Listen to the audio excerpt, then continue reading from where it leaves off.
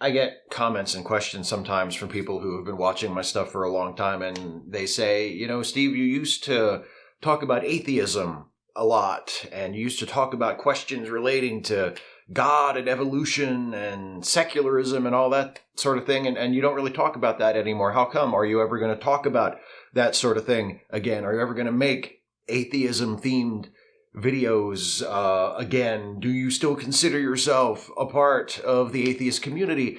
And I'm not really sure what to say to those questions, because I do consider myself a part of the atheist community in the sense that I am still an atheist, and those videos I made for years and years and years about atheist-related topics are still on my channel, and I'm proud of most of those, and I'm not making any attempt to hide them or run away from them. And if people still watch them and still get something out of them, I think that's fantastic, and I'm really, really happy about that.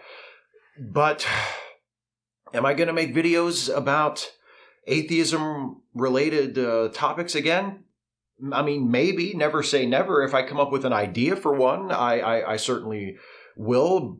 But the reason that I stopped making videos about atheism-related topics in the first place is because I got to a point where I realized there wasn't a whole lot else to say that hadn't already been said. And if it hadn't been said by me, then it had been said by other people. And I just didn't want to keep repeating myself. But apparently, there are a lot of folks in the atheist community who want to not only have other people continue to repeat themselves, but they want the community, the movement as a whole, to just keep repeating itself. And unfortunately, that means that not only do they keep repeating the same arguments and rehashing the same disagreements and making the same points over and over and over again, but it also means that we as a community, as atheists, keep making the same mistakes. A few months ago, Richard Dawkins tweeted something incredibly dismissive and ignorant and transphobic. He compared trans people to Rachel Dolezal, who is a white woman who pretended to be black for years. And he said, well, if Rachel Dolezal isn't allowed to do that, then why are trans people allowed to insist that they be referred to as the gender that they identify as? How are these not the same thing? Discuss. And of course, he framed it as this academic question. I'm just asking questions. I'm just trying to add to the discourse. Why can't we talk about this? Why can't we ask these questions? And then he gave some phony baloney half-assed apology after that sparked a lot of controversy, where he was like, whoa, come on, I was just asking a question for academic discussion. I had no idea that I would be inadvertently aligning myself with Republican bigots in the United States, right? Oh, he had no idea, right? No idea. He tweeted something transphobic 5 or 6 years ago that was in a very similar vein about how, well, if a trans person, if a person assigned male at birth identifies as a woman, well, it's only the polite thing to do to refer to them as a woman, but it's purely semantics. It doesn't matter whether they're really a woman or not. And he keeps approaching the issue with this attitude of, well, I mean, wink, wink. We all know that trans women aren't really women, but let's just humor them. We all know that trans men aren't really men, but let's just be polite about it and refer to them as such, because it makes them happy and it avoids conflict. But we all know what the real deal is. Like, that's sort of been his implicit attitude towards trans people for years. And that doesn't seem to have changed at all. He doesn't seem to have evolved or learned or grown in the least bit when it comes to that. And he still makes these ridiculous, insulting, offensive, bigoted public statements from his perch as a respected scientific communicator and one of the heads on atheist Mount Rushmore. My friend Cruciosity did a great video about Richard Dawkins. It's called Richard Dawkins versus Humanism, where she talks about not only the problems with Dawkins in general and with his tweets, his most recent transphobic tweets in particular, but also she talks about other people from the history of the humanist movement or from just recent history period who are better qualified or more deserving of being celebrated as humanist icons than Richard Dawkins, which is a great recognition of those particular people and also sends the message that, hey, if Richard Dawkins turns out to be a shitheel, which he does, It's okay. Good news. We don't need him. There's lots of other people that we can elevate and celebrate and invite to conferences and point to and say, that person represents the best of us. That person represents what we hope we could all someday be as humanists, as atheists, as secularists, etc. And wouldn't you know, when I watched Chrisiossity's video for the first time, what the number one recommended video was? It was an interview with Richard Dawkins on Star Talk. That was new. That had just been put up like a couple of days before. So it had been put up since he did the transphobic tweet. It wasn't just the algorithm finding some old Richard Dawkins video and saying, I see you like Richard Dawkins shit. Here's some more Richard Dawkins shit. It was a new video that had just been put up after his transphobic tweets, which means that Neil deGrasse Tyson and the producers of Star Talk and whoever else, you cannot tell me that nobody involved in that show knew about the transphobic tweets. You cannot tell me that they didn't know that he had his Humanist of the Year award revoked. And they still either invited him on the show and treated him like a welcome guest and a celebrity and a source of truth and wisdom, or they had already recorded that show before all this happened, and they still decided to put it on their YouTube channel. They still decided to go with it. So that right there is the problem. We refuse to learn. We have been shown over and over and over again that for all of his value as a scientist, for all of his value as a communicator of science, Richard Dawkins is past his expiration date as a leading light of the atheist movement. He is not the person that we should be putting out front and saying, this is our guy. And yet we continue to do it no matter how much he fucks up. We let him have endless second chances. And some of us will even rush to his defense when he faces the most minimal consequences, like getting his Humanist of the Year award revoked 20-some years after the fact. We refuse to just let it go. Dawkins, Sam Harris. I made a whole video about Sam Harris a couple years ago, about what a prick he is, about what a bigoted asshole he is, and how it is so past time for us as an atheist community to let him go. We don't need him. There's not a single argument or a single point, a single valid bit of logic or science or philosophy that has ever come out of Sam Harris's fucking mouth that we cannot find somewhere else without the baggage. And that is exactly what we should do. But yet, somehow, for some reason, we don't. And we wonder why there are articles published in outlets like Salon with headlines that say things like how the atheist community was co-opted by the right wing. We wonder why people think, why would anybody think that the atheist community had been co-opted by the right wing? Why would anybody associate the atheist community with extremist politics? Gosh, I don't know. Maybe because two of our leading voices still, after all these years, are people like Dawkins and Sam Harris, who are transphobic, who are sexist,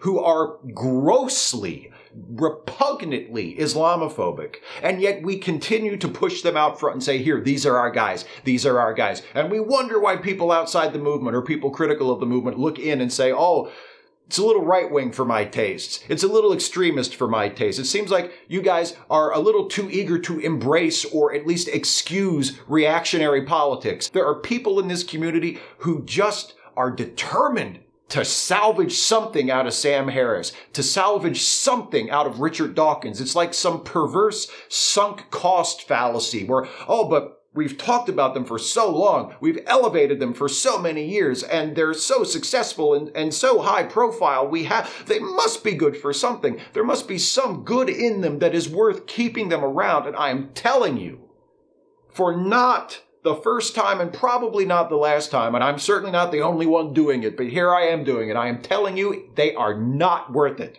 When you've been active in the community for a while, when you've gone to conferences and read people's blogs and watched videos and been active in atheist circles, there are certain phrases that you become familiar with that are part of the vernacular of the movement. And one of the big ones that you see all over the place in atheist communities, that you see on bumper stickers and t-shirts and all that kind of shit, is no gods, no masters. That's us. That's what makes us special here in the atheist community. We don't have gods or masters. We don't recognize these illusory, imaginary authorities. We don't worship gods. We don't have gods. We don't have masters like that. And that's true. We don't have gods, and in that sense, we don't have masters. We have rid ourselves of those vestiges of religious thought, but we damn sure still have idols, don't we? We damn sure still have sacred idols. We have golden calves that we will sacrifice way more than we should to. Idols like Sam Harris and Richard Dawkins. Idols that we need to rid ourselves of as soon as possible if we want to actually grow and change and be a healthy, vibrant, living movement that could actually do some fucking good for the rest of the world. Not to mention the people actually in the community, especially the marginalized people who feel really left out and disrespected. And is it any wonder that atheist groups are looking around wondering, gee, how come it's mostly white people? How come it's mostly white men? After all these years, how come we still have diversity problems? How come we don't have as many black people or other people of color? How come we don't have as many women? And no, it's not because of the fucking estrogen vibe, Sam, you fucking dick. We wonder about that. We go, gee, I'm wondering, well, what's the deal? Maybe it's because all of those groups that I just talked about, and a lot of other ones I didn't mention, all of those marginalized groups, many of whom are atheists, many of whom share our belief or non-belief, however you want to frame it, and would be interested in taking part in a secular community, an atheist community. They don't. At least not on any sort of organized level, because they don't feel respected. They don't feel wanted, because the people that we put up at the top of our movement, the people that we put out there to represent us, and the people that we rush in to defend every time they fuck up and say something ignorant, are people who are constantly disrespecting those marginalized groups. And then, if anything, they just kind of go, it's not how I meant it, sorry. That's at best. At best, they say, and God, for sure they don't change their behavior because Dawkins is saying the same ignorant shit he's been saying for years, and ditto for Harris. God forbid we ask them to change their behavior. We expect them to learn and to demonstrate that learning going forward in their lives. Perish that thought.